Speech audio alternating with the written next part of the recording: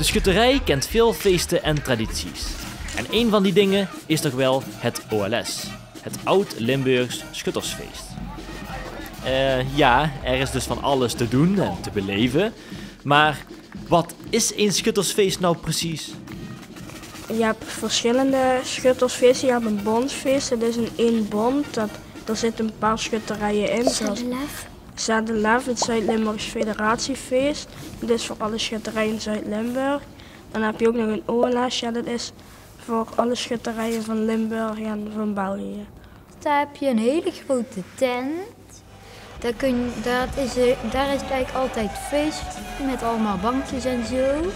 Maar als je de tent uitloopt, dan heb je een heel groot veld. Daar staan allemaal palen met dus van die kogelvangers. En daar staan lagere palen. En dan heb je dan een soort rechthoek op. En dan kun je het geweer dan opleggen en dat richt je dan naar boven, zodat je het kan zien. Ja, en een OLS-feest of zo, of een bondfeest, daar hoort ook traditioneel een optocht bij. En dat is meestal zo'n kilometer lang of zo. En ja, dan hoor je altijd wel trommels, of er zijn sommige schutterijen die een lied hebben of zo.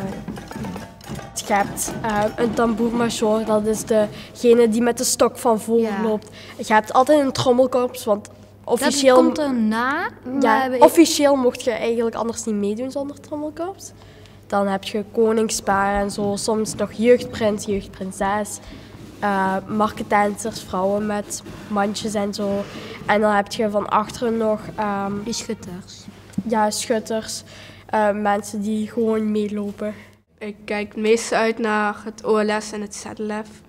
Het zijn gewoon de mooiste feesten. Er zijn heel veel schutterijen.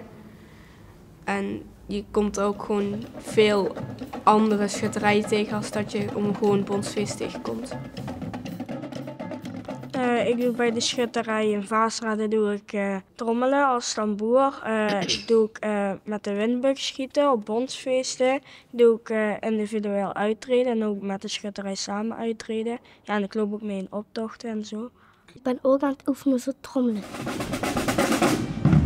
Ja, het is echt tof om binnen zo'n schutterij, binnen zo'n schuttersfeest, om daar jong en oud samen met elkaar te zien optrekken.